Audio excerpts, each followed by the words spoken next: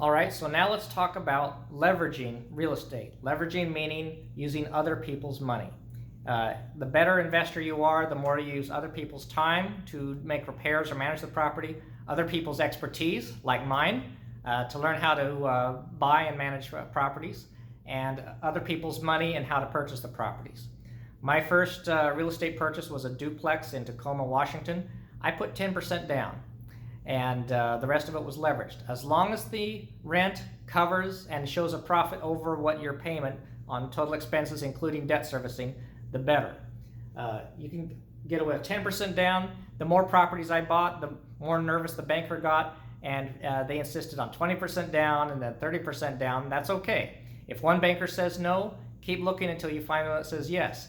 Generally, the smaller banks and the credit unions are more likely to take a risk on you than some of these bigger banks that have rigid underwriting criteria.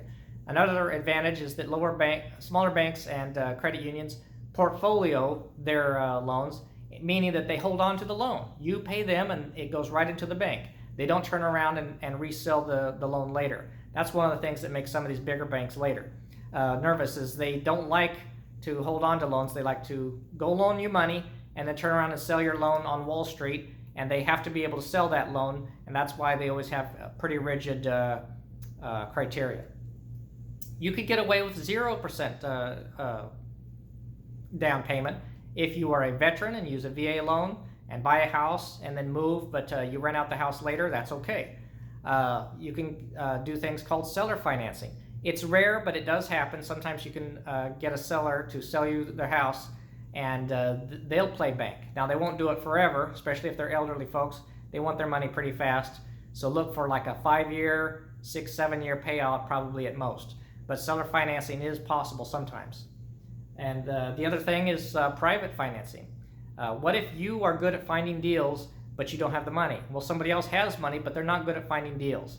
Elephant and mouse. You can be the mouse, let them be the elephant. The elephant has the cash, the mouse scurries around and finds good deals, and there's a partnership there. Someday you'll make enough money you can be the elephant, but not right now.